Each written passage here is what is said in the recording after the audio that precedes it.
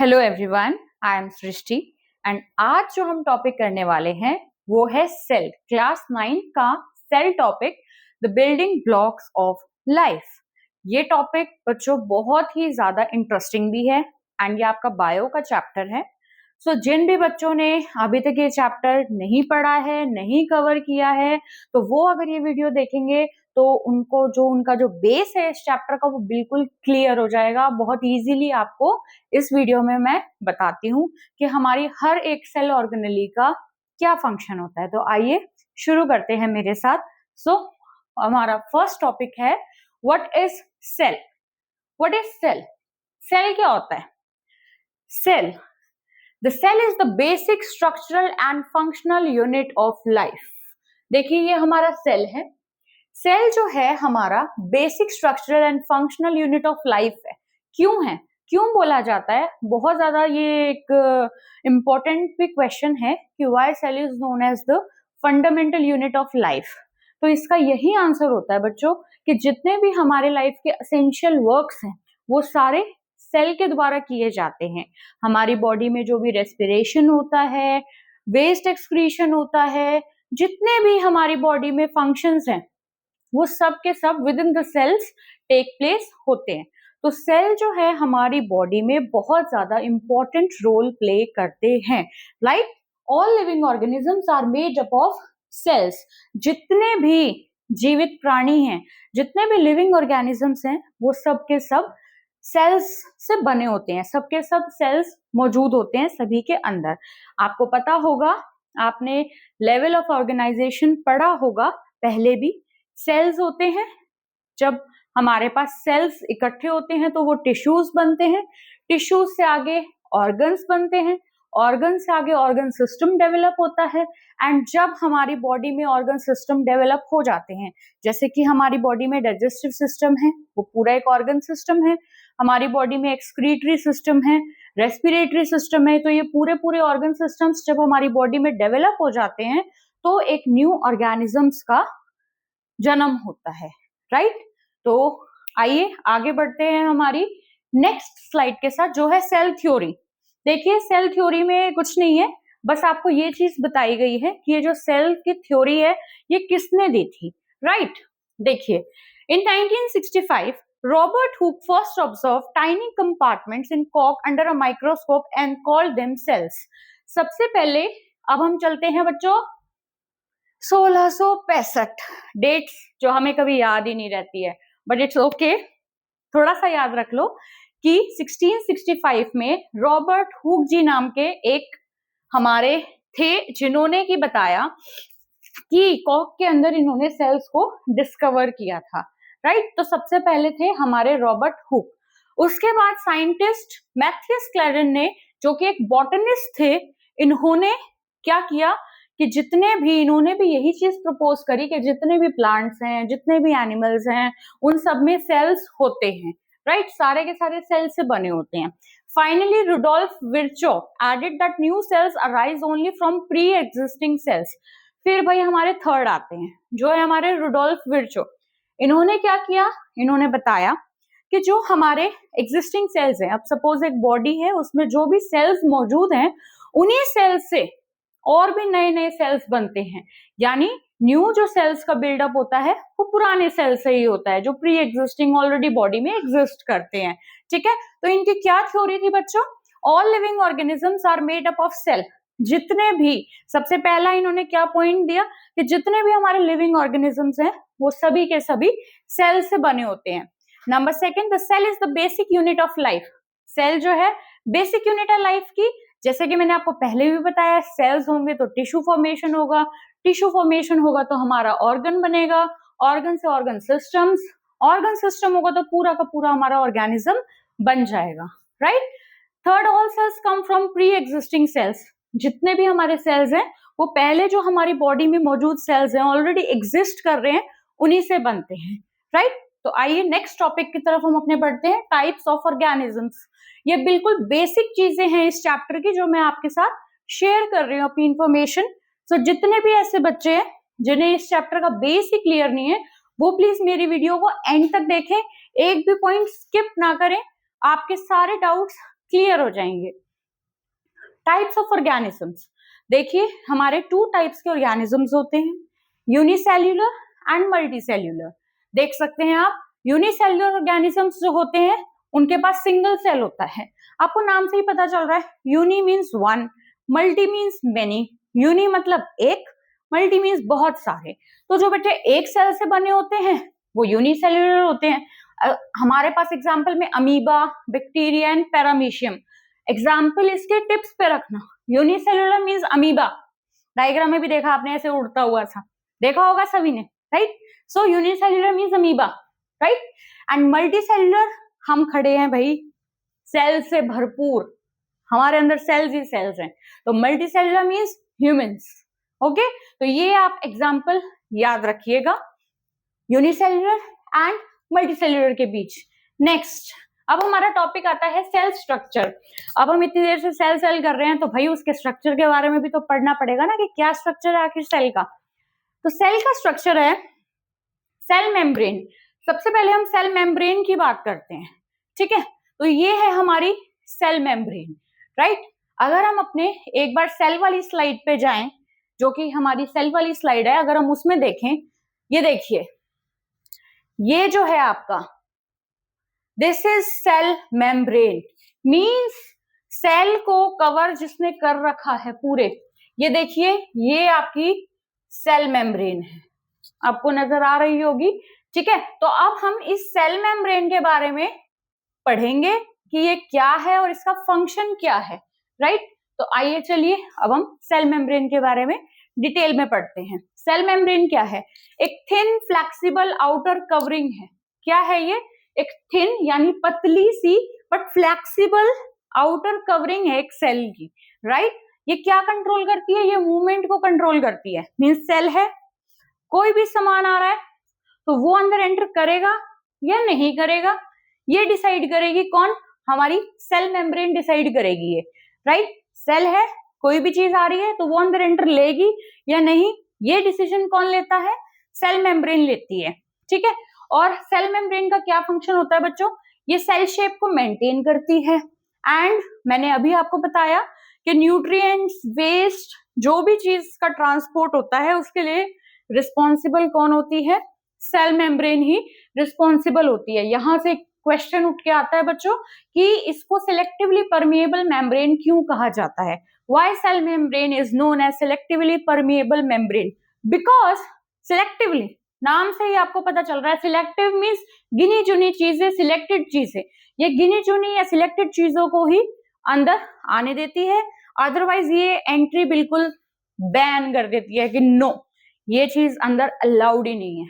Okay, उसके बाद इसको अब देखिए क्वेश्चन आ जाता है कई बार कि गेट कीपर इसको क्यों बोला जाता है? Why cell membrane is known as the gatekeeper? तो गेट कीपर इसको इसीलिए बोला जाता है बच्चों क्योंकि ये रखवाली करती है कि क्या चीज, क्या न्यूट्रिएंट, क्या वेस्ट सेल के अंदर एंटर करेगा और क्या नहीं करेगा, राइट। आप देख सकते हैं सेल मेम्ब्रेन का डायग्राम है यहाँ पर पूरा, राइट।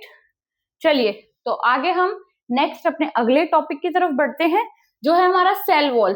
अब बच्चों सेल मेम्ब्रेन भी है, ठीक है, cell membrane and cell wall है हमारी। जो हमारी सेल वॉल होती है, ध्यान रखना बहुत इंपॉर्टेंट है, बच्चे बहुत ज्यादा कंफ्यूज रहते हैं, आधे से ज्यादा बच्चों को ये चीज शायद ध्यान में नहीं रहती है कि जो सेल वॉल होती है वो ओनली प्लांट सेल्स के अंदर पाई जाती है, एनिमल सेल्स के अंदर सेल वॉल नहीं पाई जाती है, ओनली प्लांट्स में पाई जाती है। बेसिक डिफरेंस आता है जब प्लांट एंड एनिमल के बीच में, तो अक्सर बच्चे ये गलती कर देते हैं, ध्यान रखना सेल वॉल मतलब only in plants. Okay, so it present outside the cell membrane. अब हमारी सेल मेम्ब्रेन है, सेल मेम्ब्रेन के बाहर भी एक रखवाली कर रही है भाई, दीवार। क्या है ये? एक दीवार ही तो है, सेल वॉल यानी सेल की वॉल यानी सेल की दीवार, ठीक है। सेल की दीवार है जो सबसे ज्यादा बाहर होती है और पहरा देती है अंदर, right. Made of cellulose.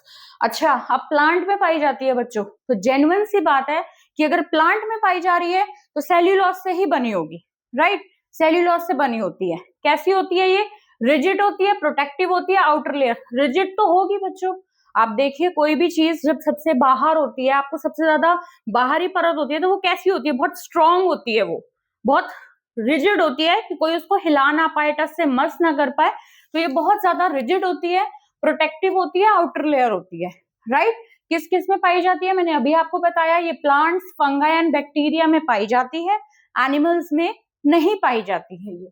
Okay, तो इसका भी क्या काम है?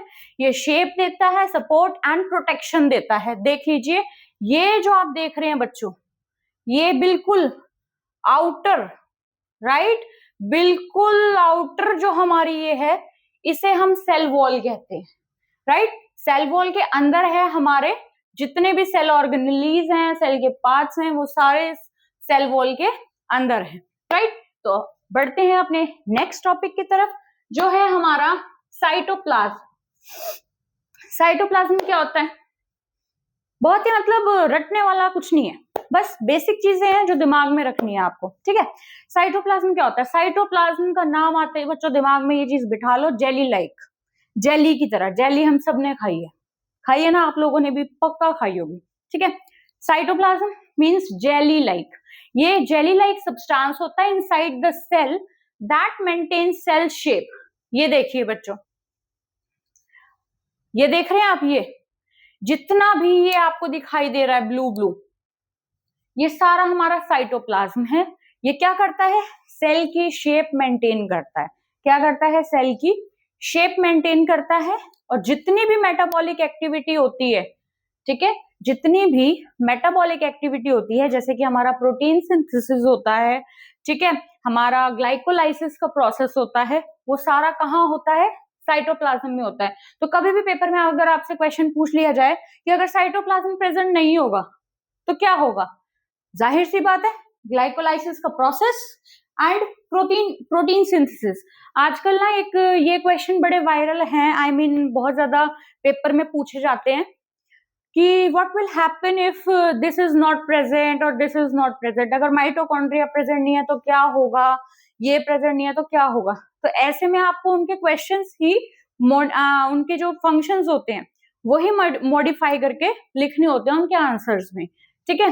जैसे कि कंटेन्स ऑल सेल ऑर्गेनेलीज, और इसके अंदर जितने भी सेल ऑर्गेनेलीज हैं वो सारे पाए जाते हैं, ठीक है।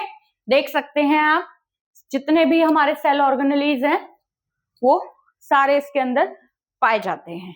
ओके, नेक्स्ट आता है हमारा न्यूक्लियस। भाई बहुत इंपॉर्टेंट है न्यूक्लियस, ठीक है। समझो कि अब ये क्या काम करता है न्यूक्लियस, ठीक है। इस वर्ड से तो आप बहुत ज्यादा रूबरू है ही, बट ये करता क्या है ये भी देख लीजिए। Control centre of the eukaryotic cell. ये यूकैरियोटिक सेल का क्या है? कंट्रोल सेंटर है, right. Primary function is to store and protect DNA and organise chromosome for cell division. इसका सबसे ज्यादा प्राइमरी फंक्शन क्या होता है? इसका सबसे ज्यादा प्राइमरी फंक्शन होता है बच्चों कि ये डीएनए को प्रोटेक्शन प्रोवाइड करता है। क्या करता है? डीएनए को प्रोटेक्शन प्रोवाइड करता है और क्रोमोसोम्स को सेल डिवीजन के लिए ऑर्गेनाइज करता है ताकि फर्दर डिवीजन टेक्स प्लेस हो सके, ठीक है। डीएनए क्या फुल फॉर्म होती है डीएनए की? चलिए फटाफट से कमेंट्स में मुझे लिखते जाइए कि डीएनए की फुल फॉर्म क्या होती है, right. Surrounded by a nuclear membrane. अब न्यूक्लियस है भाई, इसको भी अपने बचाव की, इसको भी अपने प्रोटेक्शन की जरूरत है बहुत ज्यादा। तो ये किससे घिरा रहता है? ये न्यूक्लियर मेम्ब्रेन से घिरा रहता है। देख सकते हैं आप, ये है हमारा पूरा न्यूक्लियस। अच्छा, इसको न्यूक्लियस को सेल का ब्रेन बोलते हैं, ठीक है। इस टाइप के क्वेश्चंस आजकल बहुत आने लगे हैं कि which organelle is known as the brain of the cell. So answer is nucleus, ठीक है। न्यूक्लियर एनवेलप क्या होता है? Nuclear envelope is the double membrane that surrounds the nucleus and contains pores for material exchange. Nuclear envelope का क्या काम होता है? न्यूक्लियर एनवेलप एक डबल मेम्ब्रेन होती है। क्या है ये? डबल मेम्ब्रेन है, ये न्यूक्लियस को सराउंड करती है एंड कंटेन्स पोर्स। आप ये देख रहे हैं पोर्स दिखाई दे रहे हैं आपको, ये पोर्स हैं। ये पोर्स किस लिए होते हैं? ये मटेरियल एक्सचेंज के लिए होते हैं, ताकि मटेरियल का आदान प्रदान हो सके, इसलिए ये पोर्स मौजूद होते हैं। देखिए ये छोटे छोटे पोर्स हैं, ठीक है। ओके, नाउ क्रोमैटिन क्या होते हैं अब हमारे? क्रोमैटिन होते हैं thread like structures made of DNA and proteins condense into chromosomes during the cell division. यानी जो हमारे क्रोमैटिन होते हैं वो क्या होते हैं बताइए? थ्रेड लाइक स्ट्रक्चर्स होते हैं, बिल्कुल पतले एकदम धागे की तरह होते हैं वो, ठीक है। क्रोमैटिन जो होते हैं वो एकदम धागे की तरह होते हैं, ठीक है। और किससे बने होते हैं क्रोमैटिन? डीएनए से बने होते हैं। किससे बने होते हैं? डीएनए से बने होते हैं। And proteins condense into chromosomes during cell division. और जो भी हमारा प्रोटीन होता है वो क्रोमोसोम्स में कंडेंस हो जाता है सेल डिवीजन के दौरान, ठीक है। न्यूक्लियोलस, अब न्यूक्लियोलस का क्या काम होता है? What is the function of nucleolus? Nucleolus एक डेंस रीजन है जहां पे राइबोसोमल आरएनए बनता है। इसको ध्यान रखना प्लीज, इस पॉइंट को ध्यान रखना बच्चों कि न्यूक्लियोलस में क्या होता है।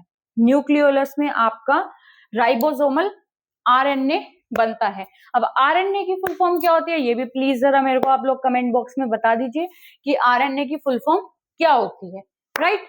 चलिए बढ़ते हैं हम अपने नेक्स्ट टॉपिक की तरफ, सेल ऑर्गेनेली। तो अब हम अपने सेल ऑर्गेनेली की बात करते हैं। सेल ऑर्गेनेली में आता है आपका एंडोप्लाज्मिक रेटिक्यूलम, ईआर जिसे कि हम कहते हैं, ठीक है। Endoplasmic reticulate manufactures, modifies and transport proteins and lipids. Function पूछ लिया जाता है बहुत बार ईआर का कि what is the function of ER and types of ER and draw the diagram also, right, because bio में डायग्राम मस्ट है। बिल्कुल बायो जो है डायग्राम्स के बिना चलेगी नहीं और ना चल सकती है, राइट। अगर आपको बायो में फुल स्कोर करना है तो आपको डायग्राम्स तो आने ही चाहिए, राइट। तो ईआर का क्या फंक्शन होता है? ये प्रोटीन और लिपिड को सिंथेसाइज करती है, मॉडिफाई करती है। यानी आपसे अगर पूछ लिया जाए कि प्रोटीन एंड लिपिड्स कहाँ पे बनते हैं तो भाई ईआर में बनते हैं। कहाँ बनते हैं? ईआर में बनते हैं, ठीक है। अब दो टाइप के होते हैं ये, ठीक है। ईआर दो टाइप के होते हैं, एक तो स्मूथ होता है, एक रफ होता है। नाम से ही पता चल रहा है स्मूथ होता है, रफ होता है, ठीक है। देखिए जो हमारे रफ होते हैं उन पे आपको क्या दिख रहे हैं? राइबोसोम्स दिख रहे हैं। जो हमारी रफ होती है ईआर, रफ एंडोप्लाज्मिक रेटिकुलम जो हमारी होती है उसके सरफेस पे बच्चों राइबोसोम्स मौजूद होते हैं, इसलिए वो रफ होते हैं। बट ये आपको दिख रहा होगा एकदम स्मूथ। ये जो स्मूथ है, ये स्मूथ इसीलिए स्मूथ है ये क्योंकि इनके जो सरफेस पे राइबोसोम्स जो है वो मौजूद नहीं होते हैं, राइबोसोम्स प्रेजेंट नहीं होते हैं, राइट। अब फंक्शन देख लो एक बार कि एसईआर का क्या है और आरईआर का क्या है, ठीक है। आरईआर का फंक्शन है it is called rough because it has ribosomes on its surface which makes it rough. Protein synthesis takes place there. तो भाई प्रोटीन सिंथेसिस का कहाँ होता है? आरईआर में होता है। कहाँ होता है? जो रफ वाली है, यानी जो ये है रफ, ये हमारी प्रोटीन बना रही है, ठीक है। एसईआर का क्या फंक्शन होता है बताइए? एसईआर, एसईआर लिपिड्स बनाती है। आपने सबसे ऊपर ही पढ़ा है अभी कि क्या काम है ईआर का, कि प्रोटीन और लिपिड्स बनाती है, ठीक है। तो जो रफ है वो हमारा प्रोटीन का सिंथेसिस कर रही है और जो हमारी स्मूथ है वो लिपिड्स का सिंथेसिस कर रही है, राइट। और उसके बाद सबसे इंपॉर्टेंट है, ये चीज पूछी जाती है, it detoxifies chemicals and stores calcium. जो हमारी एसईआर होती है वो केमिकल्स को डिटॉक्सिफाई भी करती है, राइट। केमिकल्स को डिटॉक्सिफाई भी करती है एंड कैल्शियम को स्टोर भी करती है, कैल्शियम को स्टोर भी करती है। Okay, so our next topic please, ribosomes. Yes, ribosomes के बारे में ही हम अभी अभी पढ़ रहे थे कि राइबोसोम्स उसके सरफेस पे मौजूद होते हैं। तो आइए देखते हैं राइबोसोम्स क्या होते हैं। Site of protein synthesis. तो राइबोसोम्स जहां मौजूद है, मैंने अभी आपको बताया कि आरईआर में राइबोसोम्स मौजूद होते हैं तो वहां पे प्रोटीन बनते हैं। तो जाहिर सी बात है कि राइबोसोम्स हैं, तो राइबोसोम्स क्या है?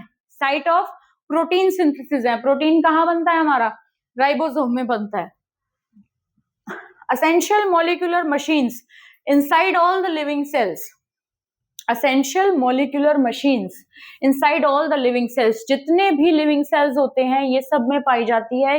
ये इसे मोलिकुलर मशीन भी बोला जाता है, ठीक है। Known as the protein factories of the cell, इसे प्रोटीन फैक्ट्री बोला जाता है सेल का। जाहिर सी बात है भाई, जब भर भर के ये प्रोटीन बना रहा है राइबोसोम्स जो है भर भर के प्रोटीन बना रहे हैं, तो इसे फैक्ट्री बोला जाएगा, राइट। तो ये देखिए, ये हमारा राइबोसोम, ओके, ये देखिए, राइट। तो यहाँ पे हमारा प्रोटीन सिंथेसिस हो रहा है, ठीक है। ये देखिए हमारी सेल मेम्ब्रेन है, राइट। ये देखिए अभी मैंने आपको बताया है जेली लाइक स्ट्रक्चर, हमारा साइटोप्लाज्म मौजूद है, न्यूक्लियर मेम्ब्रेन ये आ गई आपकी। जब आपका ये न्यूक्लियस है तो ऑफ कोर्स जो इसको सराउंड कर रही है वो न्यूक्लियर मेम्ब्रेन है। इसके डायग्राम्स भी बहुत इजी हैं, राइट, डायग्राम डिफिकल्ट नहीं है, इजी डायग्राम्स हैं सारे। चलिए next topic please, Golgi apparatus. Golgi apparatus हमारा है नेक्स्ट टॉपिक। अच्छा, इससे बच्चों एक क्वेश्चन पूछा जाता है कि which organelle is known as the post office. Post office किस ऑर्गेनेली का नाम है? तो आपको बिना सोचे फटाफट लिख देना है गोल्गी एपरेटस। क्या है? गोल्गी एपरेटस, ठीक है। It is responsible for modifying and sorting proteins and lipids. ये क्या करते हैं? यहाँ पर सिंथेसिस नहीं है, ध्यान से देखिएगा। अभी हमने ईआर में सिंथेसिस पढ़ा था, synthesis of proteins, synthesis of lipids, but यहाँ हम क्या पढ़ रहे हैं? Modifying and sorting proteins and lipids. Modify and sorting का काम होता है यहाँ पे प्रोटीन्स का और लिपिड्स का, ठीक है। अच्छा, packages and transport proteins and lipids, ये ट्रांसपोर्टेशन का काम करते हैं, पैकेजेस का काम करते हैं, प्रोटीन्स का और लिपिड्स का, मींस डीलिंग जो है इसकी भी वही प्रोटीन और लिपिड के साथ ही है, ठीक है। फॉर्म्स लाइसोसोम्स, और गोल्गी एपरेटस का क्या काम है? ये लाइसोसोम भी बनाता है। क्या बनाता है? लाइसोसोम भी बनाता है। लाइसोसोम के बारे में आप सभी ने सुन भी रखा होगा, पढ़ भी रखा होगा पहले भी लाइसोसोम्स के बारे में। तो आइए देखते हैं लाइसोसोम्स के बारे में हमारा क्या रहता है टॉपिक, ठीक है। सो lysosomes, yes.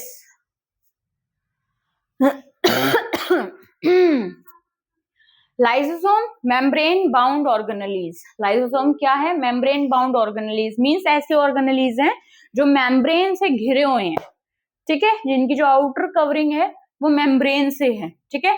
अच्छा, लाइसोसोम को बच्चों सुसाइडल बैग्स कहा जाता है, ये बात तो आपको पता भी होगी, आपने पढ़ी भी होगी, आपने सुनी भी होगी, ठीक है। लाइसोसोम्स को सुसाइडल बैग कहा जाता है। क्यों कहा जाता है? Because they contain strong digestive enzyme, क्योंकि बहुत ज्यादा स्ट्रॉन्ग डाइजेस्टिव एंजाइम कंटेन करते हैं ये, मींस डाइजेस्ट कर लेता है जो, ठीक है, वो एंजाइम ये कंटेन करते हैं lysosomes. If a cell gets damage or dies, these tiny sacs burst open, their enzymes then digest the whole cell which causes it to die। देखिए होता क्या है, कोई भी अगर सेल है वो बच्चों डैमेज हो गया है या फिर खत्म हो गया है, खराब हो गया है या डेड हो गया है बिल्कुल अंदर ही अंदर, तो उसके बाद क्या होता है, जो ये टाइनी सैक्स होते हैं हमारे, ये बर्स्ट हो जाते हैं, बर्स्ट आउट हो जाते हैं। बर्स्ट आउट होने के बाद जो डाइजेस्टिव एंजाइम लाइसोसोम के अंदर मौजूद होता है वो उसको डाइजेस्ट कर लेता है, ठीक है। तो डाइजेस्ट कर लेता है तो भाई खुद की चीज को खुद ही डाइजेस्ट कर लेना, तो इसे ही तो वो कह रहा है कि भैया लाइसोसोम जो है वो आत्महत्या का घर है, मींस खुद को खुद ही खा जाता है, ठीक है। चलिए नेक्स्ट हमारा टॉपिक है माइटोकॉन्ड्रिया। भाई माइटोकॉन्ड्रिया को कौन नहीं जानता, ताकत एनर्जी से भरपूर माइटोकॉन्ड्रिया, ठीक है। मेम्ब्रेन बाउंड ऑर्गेनेलीज, ये भी मेम्ब्रेन बाउंड ऑर्गेनेलीज है। मेम्ब्रेन बाउंड ऑर्गेनेली का मतलब होता है बच्चों वो ऑर्गेनेली जो मेम्ब्रेन से घिरी हुई होती है, राइट, मेम्ब्रेन ने जिसको प्रोटेक्शन प्रोवाइड कर रखी होती है, ठीक है। सो ये है हमारा माइटोकॉन्ड्रिया, मेम्ब्रेन बाउंड ऑर्गेनेली है। देखिए आप इनर मेम्ब्रेन एंड देखिए आप आउटर मेम्ब्रेन, राइट, आपको इसके दोनों मेम्ब्रेन विजिबल है, राइट, ओके। तो माइटोकॉन्ड्रिया का काम क्या होता है भैया? पावर हाउस बोलते हैं इसको, ठीक है, powerhouse of the cell, energy का भंडार है ये, ठीक है। तो क्या प्रोड्यूस करता है भैया? एनर्जी प्रोड्यूस करेगा, एटीपी ही प्रोड्यूस करेगा। अब एटीपी की क्या फुल फॉर्म होती है? प्लीज वो भी कमेंट डाउन, कमेंट्स में आप मुझे बताइए कि एटीपी की क्या फुल फॉर्म होती है, आप लोगों को पता भी है या नहीं पता है, ठीक है। Powerhouse of the cell कहा जाता है इसमें because they generate most of the cell supply of adenosine triphosphate. Because क्या करते हैं ये? बहुत ज्यादा मात्रा में, भारी मात्रा में प्रोडक्शन करते हैं एटीपी का, ठीक है, ओके, इसीलिए इसको पावर हाउस बोला जाता है, राइट। Next please, plastids. अब प्लास्टिड्स की बात आ गई है, ठीक है। प्लास्टिड क्या है? Double membrane organelle in plant. Plastid जो है डबल मेम्ब्रेन ऑर्गेनली है प्लांट, ठीक है। दो लेयर्स ने उसको प्रोटेक्शन प्रोवाइड कर रखी है, double layered, right, outer and inner. दो लेयर्स हैं, आउटर है और इनर है, ठीक है। It manufacture and store food. क्या करते हैं ये? मैन्युफैक्चर यानी बनाते भी हैं, स्टोर यानी स्टोर भी करके रखते हैं फूड को, यानी खाने को बनाते भी हैं और स्टोर भी करके रखते हैं, right. Conduct photosynthesis and produce pigments. अब भाई जो पौधों के अंदर फोटोसिंथेसिस का काम होता है वो कौन करवा रहा है? वो प्लास्टिड करवा रहा है भाई, ठीक है। अब फोटोसिंथेसिस हो रही है तो खाने का काम है वहां पे, मींस खाने का काम चल रहा है वहां पे, ठीक है ना। And produce pigments. पिगमेंट्स भी ये प्रोड्यूस करते हैं। पिगमेंट आपको पता है, colour, right. Pigments means colour, तो ये पिगमेंट्स भी प्रोड्यूस करते हैं। याद रखना, प्लास्टिड क्या क्या कर रहा है? खाना बना रहा है, खाना स्टोर कर रहा है, पिगमेंट बना रहा है, ठीक है, और फोटोसिंथेसिस करवा रहा है। ये प्लास्टिड का काम है, ये प्लास्टिड कर रहा है, ठीक है। Chloroplast, chromoplast, leucoplast. अभी हमारे 3 आगे टाइप्स आ गए हैं, ठीक है। क्लोरोप्लास्ट आप सभी को पता है भाई, ग्रीन कलर देता है क्लोरोप्लास्ट, ठीक है। आप सभी ने पढ़ा है कि फोटोसिंथेसिस में बेसिक रिक्वायरमेंट होती है क्लोरोप्लास्ट की, ठीक है। देखिए, chloroplast contains chlorophyll, photosynthesis. Chloroplast में भाई क्लोरोफिल होता है, ग्रीन कलर का पिगमेंट होता है, जिससे कि हमारे जो लीव्स हैं, ट्रीज हैं, ये इनमें ग्रीन कलर आता है, क्योंकि क्लोरोप्लास्ट में क्लोरोफिल नाम का पिगमेंट मौजूद होता है, right. Chromoplast. Chromoplast gives vibrant colour pigments. आपने कहीं होके देखा होगा, ग्रीन कलर के अलावा भी होते हैं, रेड कलर के भी होते हैं, ठीक है, पिंक भी कलर होता है, येलो कलर होता है, ठीक है। डिफरेंट डिफरेंट कलर्स भी आपने देखे हैं। तो वो डिफरेंट कलर्स का क्या रीजन है बेटे? क्रोमोप्लास्ट है वो, मींस अलग अलग वाइब्रेंट कलर्स के पिगमेंट्स मौजूद होते हैं उसके अंदर, क्रोमोप्लास्ट में, ठीक है। Last but not the least, leucoplast. Leuco जो प्लास्ट होते हैं बेटा, ये कलरलेस होते हैं। देखो 3 है, पहला ग्रीन कलर, क्लोरोफिल कंटेन कर रहा है, राइट। क्रोमोप्लास्ट, ये अलग अलग वाइब्रेंट कलर्स प्रोड्यूस कर रहे हैं, पिगमेंट्स, ठीक है। और जो लास्ट है वो भाई बिल्कुल कलरलेस है, ठीक है। कलरलेस है ये पिगमेंट, कोई कलर नहीं देता ये, ठीक है।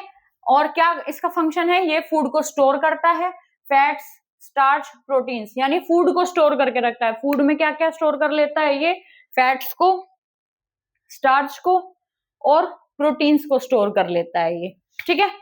तो चलिए नेक्स्ट टॉपिक की तरफ बढ़ते हैं, वैक्यूल्स की तरफ। वैक्यूल्स, ये है हमारे वैक्यूल्स। ये दिख रहा होगा आपको, ये खाली एरिया बीच का, ठीक है। ये क्या करता है बताइए? ये जो है इतना बड़ा एरिया भाई, ये अपने अंदर फूड स्टोर कर रहा है। ध्यान से देखिए, ये अपने अंदर फूड स्टोर कर रहा है, ये अपने अंदर वाटर स्टोर कर रहा है, और जितना भी वेस्ट मटेरियल है ये अपने अंदर स्टोर कर रहा है। इसमें क्या क्या है? फूड है, वाटर है, वेस्ट मटेरियल है, ठीक है। Large in plant cell, small in animal cells. अब जो ये वैक्यूल है, ध्यान रखना, प्लांट सेल के अंदर बड़ा होता है, एनिमल सेल के अंदर छोटा होता है, ठीक है। ये भी मैंने एक आपको डिफरेंस दे दिया है प्लांट और एनिमल सेल का, ठीक है ना।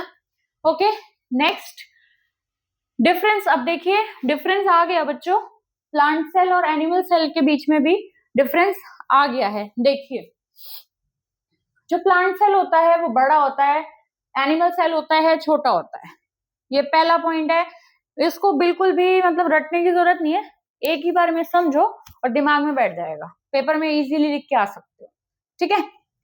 प्लांट सेल बड़ा, एनिमल सेल छोटा, ठीक है। Chloroplast present. अभी प्लांट है, क्लोरोप्लास्ट होएगा मौजूद, ठीक है। एनिमल है, कैसे हो जाएगा क्लोरोप्लास्ट? तो क्लोरोप्लास्ट एब्सेंट, ठीक है। लार्ज सेंट्रल वैक्यूल, मैंने अभी बताया था आपको कि लार्ज वैक्यूल जो है बड़े साइज का होता है प्लांट में और छोटे साइज का होता है एनिमल्स में, राइट। प्लांट में रिजर्व फूड रहता है, स्टार्च की फॉर्म में रिजर्व होता है। मैंने अभी अभी आपको बताया था ल्यूकोप्लास्ट जो है वो स्टोर करके रखता है फूड को, ठीक है, फैट्स को स्टोर करता है, स्टार्च को करता है, तो स्टोर करके रखता है, राइट। बट यहाँ पे जो एनिमल सेल में है वो फूड किस उसमें रिजर्व होता है बताइए? ग्लाइकोजन में होता है बच्चों, ग्लाइकोजन याद रखना। एनिमल सेल में फूड जो है ग्लाइकोजन की फॉर्म में रिजर्व होता है। आप डायग्राम देख सकते हैं, प्लीज डायग्राम देखिए आप। अच्छा देखिए बच्चों, इनमें जो कॉमन चीजें हैं प्लीज ध्यान से देख लो एक बार डायग्राम। इनमें जो दोनों में कॉमन है, ठीक है, वो आपको दिए हुए हैं, ठीक है। जैसे कि देखिए दोनों के अंदर राइबोसोम्स हैं, ठीक है, दोनों में एसईआर है, दोनों में माइटोकॉन्ड्रियन है, दोनों में न्यूक्लियस है, दोनों में न्यूक्लियोलस है, दोनों में आरईआर है, दोनों में परएक्सम है, दोनों में गोल्गी बॉडी है, दोनों में वैक्यूल है, दोनों में ही सेल मेम्ब्रेन है, दोनों में ही साइटोप्लाज्म है। तो ये इनमें सिमिलर फीचर्स हैं जो दोनों में ही है। अलग फीचर क्या है इसमें? आपका एनिमल सेल में लाइसोसोम है, प्लांट सेल में लाइसोसोम नहीं है, डिफरेंस है ये, right. Cell wall plant cell में है बट एनिमल सेल में नहीं है। क्लोरोप्लास्ट प्लांट सेल में है, एनिमल सेल में नहीं है। तो आप डायग्राम से देख सकते हैं कि ये चीजें जो है वो कॉमन है, वो दोनों में पाई जाती है, आपके प्लांट में पाई जाएगी, एनिमल में पाई जाएगी। शेप भी देख लीजिए एक बार। एनिमल सेल आपको ऐसे सर्कल करके ड्रॉ करना है, ओवल शेप है ये, राइट। एंड प्लांट सेल आपको इस तरीके से ड्रॉ करना है। बहुत ही इजी डायग्राम है, क्वेश्चन बहुत बार आ जाता है बच्चों, तो ये डायग्राम तो मस्ट बिल्कुल कर लेना, ठीक है, डायग्राम कर लेना। एंड ये डिफरेंस कॉमन पॉइंट्स पक्का पक्का कर लेना है, तो ठीक है। नेक्स्ट डिफ्यूजन, अब हमारा टॉपिक है डिफ्यूजन, ठीक है। डिफ्यूजन क्या होता है? Movement of particles from higher concentration to lower concentration. Particles हैं यहाँ पे ज्यादा मात्रा में है, सपोज यहाँ से भाई चल पड़े हैं, यहाँ कम मात्रा में है, सारे अब यहाँ पहुंच गए, यहाँ इकट्ठे हो गए, यानी movement of particles from higher concentration to lower concentration. मान लो यहाँ बहुत सारी भीड़ है, यहाँ बहुत सारे बंदे खड़े हैं और यहाँ कोई भी नहीं खड़ा है, ठीक है, ये मान लो यहाँ एक बंदा या दो बंदे खड़े हैं बस, तो वो धीरे धीरे बंदे चल के दूसरी तरफ भी चले जाएंगे, फिर दूसरी तरफ ज्यादा भीड़ हो जाएगी, यानी जहाँ चीज ज्यादा है वहां से निकल के कम वाली चीज में चले जाना, इस मूवमेंट को हम डिफ्यूजन कहते हैं, राइट। एग्जाम्पल क्या है इसका? Gas exchange in cells. जैसे सेल्स के अंदर होता है बच्चों, गैस का एक्सचेंज होता है, ठीक है। सेल्स के अंदर जाहिर सी बात है हमारी ऑक्सीजन होएगी एंड कार्बन डाइऑक्साइड होएगी, right. Oxygen moves into the cell and carbon dioxide out of the cell. Cell है, ऑक्सीजन सेल के अंदर जा रही है और कार्बन डाइऑक्साइड सेल से बाहर निकल जाएगी, ओके। देखिए अब आप, ऑस्मोसिस आता है अब हमारा। Osmosis, movement of water molecules through a selectively permeable membrane from high water concentration to low water concentration। अब देखिए यहाँ पे बेटे वाटर पार्टिकल्स, वाटर मॉलिक्यूल्स की बात हो रही है। ऑस्मोसिस में क्या होता है कि मूवमेंट जो है वो सेलेक्टिवली परमिएबल मेम्ब्रेन के थ्रू हो रही है। मैंने आपको बताया था जो मेम्ब्रेन है वो गिनी चुनी चीजों को ही अंदर जाने देगी, बाकियों को बाहर ही स्टॉप कर देगी, तो वो अंदर जाने दे रही है, यानी हायर कंसंट्रेशन से लोअर कंसंट्रेशन में जो मूवमेंट हो रही है उसको हम ऑस्मोसिस कहते हैं, ठीक है। जैसे कि raisins in water, plant roots. अब देखिए किशमिश है, मोस्टली आप सभी खाते होंगे, या आपके घर में पेरेंट्स, मदर, ग्रैंड मदर या कोई भी बच्चों को आप देते होंगे अपने घर में, ठीक है। आप लोग रात को भाई किशमिश भिगो के रख देते हो और आप जब सुबह उठ के उसको खाते हो तो आप क्या देखते हो? वो थोड़ी थोड़ी मोटी हो जाती है, मीन्स अपने ओरिजिनल साइज से वो थोड़ी थोड़ी फूल जाती है, स्वेल हो जाती है वो, तो उसी प्रोसेस को बच्चों ऑस्मोसिस कहते हैं, ठीक है। बिल्कुल घरेलू एग्जांपल दे रही हूँ ये चीज मैं आपको कि उसी प्रोसेस को हम कहते हैं ऑस्मोसिस, ठीक है। देखिए ऑस्मोसिस हमारे यहाँ पे 3 टाइप्स हैं, hypotonic solution, hypertonic solution, isotonic solution. ये जो तीनों सॉल्यूशन है बच्चों बहुत इंपॉर्टेंट है, इन्हीं तीनों पे बहुत ज्यादा क्वेश्चन फ्रेम हो जाते हैं आपके, ठीक है, तो प्लीज इन टॉपिक्स को एक बार बहुत ज्यादा ध्यान से समझ लो, इंपॉर्टेंट है। ठीक है, देखिए हाइपोटोनिक जो आपका सॉल्यूशन है, देखिए हाइपोटोनिक में क्या होता है बच्चों, आपने net water gain cell swells, आपने कोई चीज किशमिश ही ले लो, सपोज आपने पानी के अंदर एक किशमिश डाल दी, ठीक है, अब आपने पानी में किशमिश डाल दी, ठीक है, तो क्या होगा, जो किशमिश है वो स्वेल हो जाएगी, किशमिश जो है स्वेल हो जाएगी, क्यों, क्योंकि पानी की जो मूवमेंट है, पानी के जो पार्टिकल्स की मूवमेंट है, मॉलिक्यूल्स की, उनकी मूवमेंट उसके अंदर हो चुकी है।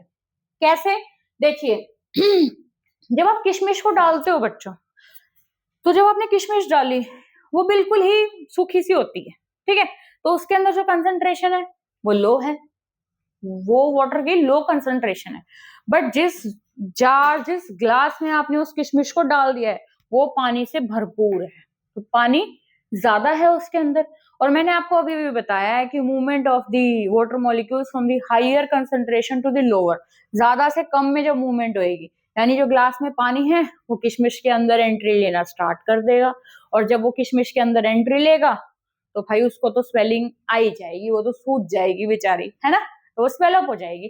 तो बेटे जब वो सूज जाएगी तो इस केस को हम हाइपोटोनिक सोल्यूशन कहते हैं, प्लीज इसको ध्यान रखिएगा कि हाइपोटोनिक सोल्यूशन में स्वेलिंग आ जाती है। ठीक है, ओके डन। नेक्स्ट आता है हमारा हाइपरटोनिक सोल्यूशन। हाइपरटोनिक सोल्यूशन में क्या होता है बच्चों, हाइपरटोनिक सोल्यूशन में ये होता है कि आपने कोई चीज ग्लास के अंदर डाली है, उसके अंदर ऑलरेडी इतना हाई कंसंट्रेशन है, उसके अंदर ऑलरेडी हाई कंसंट्रेशन है कि उसके अंदर से मूवमेंट होके बाहर ग्लास में या जार में जाने लगती है मॉलिक्यूल्स जो है, ठीक है, तो जब आपने कोई चीज डाली, वो अच्छी बेचारी मोटी ताजी है, और उसको आपने जार में डाला, और उसके अंदर से जब मूवमेंट होके ग्लास में सॉरी ग्लास में जाने लग जाएगा, तो वो चीज क्या हो जाएगी, बेचारी सुकुड़ जाएगी, बिल्कुल सूख के काटा हो जाएगी, कमजोर हो जाएगी, उसका तो हमने सारा न्यूट्रिएंट्स, सारा न्यूट्रिशन छीन लिया, खींच लिया। ठीक है, तो श्रिंक का जो केस होता है बच्चों, वो होता है हमारा हाइपरटोनिक सॉल्यूशन के अंदर। ठीक है, जैसे कि मैंने आपको इसमें किशमिश का एग्जांपल दिए, ठीक है, इसमें मैं आपको एक एग्जांपल देती हूँ बिल्कुल घरेलू। देखिए जब भी आप पानी ले, आप नहाते हैं या आप ज्यादा समय तक जब भी आप नहाते हैं, तो अपनी फिंगर जब डिप करते हैं, आप फिंगर निकाल के देखते होगे, आपकी फिंगर्स अजीब सी हो जाती है, यहाँ से थोड़ी सी टाइट सी, रिजिड सी, श्रिंक टाइप सी हो जाती है, आपने भी देखा होगा। ऐसा क्यों होता है बच्चों, बिकॉज जब हम डालते हैं तो हमारी बॉडी में वाटर की कंसंट्रेशन है, राइट, बट जब हमने उस मग में या बकेट में हमने डाला, या हम पानी का ज्यादा उसमें यूज कर रहे हैं, तो जो मूवमेंट होती है वो यहाँ से निकल के वहां चली जाती है, इसलिए जो हमारी ये चीज है अच्छी खासी वो श्रिंक हो जाती है, राइट। आप खुद नोटिस करना अपने हैंड्स, अगर आप ज्यादा देर तक पानी में रहते हो, ज्यादा देर तक नहा लेते हो कभी कभी भाई रगड़ रगड़ के, तो ऐसा हो जाता है, नॉर्मल है। ठीक है, थर्ड को हमारा आता है आइसोटोनिक सॉल्यूशन, नेट लॉस और गेन। आइसोटोनिक सॉल्यूशन में वो कहता है भाई मुझे कोई फर्क नहीं पड़ता, तो तुम कुछ भी डालो, कुछ नहीं चेंज हो रहा, ना तो गेन हो रहा है ना लॉस हो रहा है, तो स्वेलिंग वाला केस हाइपोटोनिक और श्रिंक वाला केस हाइपरटोनिक। बेसिकली ये ध्यान रखो, आइसोटोनिक में नो चेंज है आपका। ठीक है, सो देख लीजिए एक बार definitions please. Hypotonic, the outside solution has a higher water concentration than the cell. Water will flow into the cell. तो water क्या करेगा, सेल में फ्लो करेगा और उसको स्वेल कर देगा उसको, राइट। हाइपोटोनिक में the outside solution has a lower water concentration than the cell. Water will flow out of the cell causing it to shrink. जो हमने चीज उसके अंदर डाली है, वाटर मूवमेंट उसमें से होके बाहर चला जाएगा और वो उसको श्रिंक कर देगा, isotonic. The outside and inside of the cell have the same water concentration. अब बेटा आइसोटोनिक में क्या होता है, जो चीज आपने जार में डाली है उसका भी सेम कंसंट्रेशन है, और जिस चीज में आपने डाली है उसका भी सेम कंसंट्रेशन है, तो वहां पे क्या होगा, कोई भी मूवमेंट नहीं होगी, और जो चीज भी आपने उसके अंदर डाली है वो सेम साइज का रहेगा, कोई चेंज नहीं आएगा। ओके, सो नेक्स्ट टॉपिक है हमारा differentiate between eukaryotic and prokaryotic. Very very easy topic and very very popular too. Okay, देखते हैं, आइए चलिए अब इसका भी जैसे बच्चों एनिमल एंड प्लांट सेल में मैंने आपको बताया डायग्राम बहुत ज्यादा इंपॉर्टेंट है, ऐसे ही आपका प्रोकैरियोटिक और यूकैरियोटिक सेल में भी बहुत ज्यादा इंपॉर्टेंट है डायग्राम। ठीक है, देखिए प्लीज एक बार देख लीजिए बच्चों, ध्यान से देख लीजिए, एक ही बारी में आपको समझ में आ जाएगा। ठीक है, जो प्रोकैरियोटिक होते हैं, प्रो से याद कर लो इस वर्ड को, प्रोकैरियोटिक जो लोग प्रो होते हैं। ठीक है, जो प्रो होते हैं उनकी खासियत देख लो जरा आप। ठीक है, सिंपल स्ट्रक्चर है, प्रो का सिंपल स्ट्रक्चर है। ठीक है, इसमें न्यूक्लियस नहीं है, नो प्रोमिनेंट न्यूक्लियस। ठीक है, साइज भी इसका छोटा है, बस ये नाम से प्रो है, नाम से प्रो है, बाकी साइज छोटा है, सिंपल स्ट्रक्चर है, न्यूक्लियस भी प्रोमिनेंट नहीं है। ठीक है, cell wall has peptidoglycan, ribosomes भी छोटे हैं, यूनिसेल्युलर है, कोई ऑर्गेनेली नहीं है इसमें। एग्जाम्पल बैक्टीरिया, एग्जाम्पल बैक्टीरिया, यानी नाम से जो प्रो है उसके अंदर इतनी सारी कमियां हैं, देख ली होंगी आपने कमियां। ठीक है ना, ओके।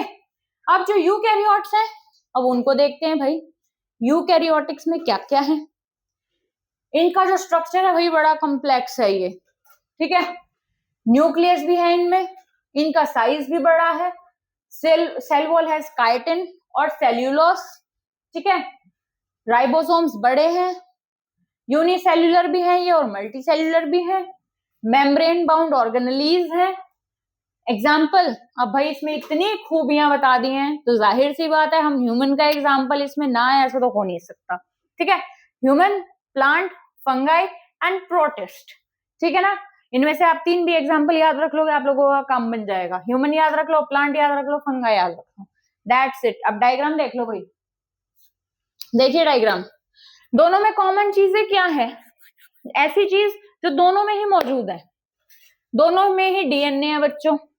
ठीक है, दोनों में ही राइबोसोम्स हैं, चाहे बड़े और छोटे हैं बट हैं तो। ठीक है, सेल मेम्ब्रेन है दोनों में ही। ठीक है, और साइटोप्लाज्म दोनों में साइटोप्लाज्म भी है, दोनों में राइबोसोम भी है, दोनों में डीएनए भी है, दोनों में सेल मेम्ब्रेन भी है। देखा कितनी आसानी से मैंने आपको ये याद करवा दिया एकदम चुटकियों में। ठीक है, डायग्राम बहुत इंपॉर्टेंट है बच्चों, प्लीज इसका डायग्राम भी डेफिनेटली आप लोग कर लेना। ठीक है, next please. So thank you so much. अब आपका एक टॉपिक रह गया है मियोसिस एंड माइटोसिस, वो मैं अपनी नेक्स्ट वीडियो में आपसे साथ शेयर करूंगी। तो प्लीज मेरे चैनल को सब्सक्राइब कीजिए, मेरी वीडियो को लाइक कीजिए और भर भर के मेरी वीडियो को शेयर कीजिए। Thank you so much.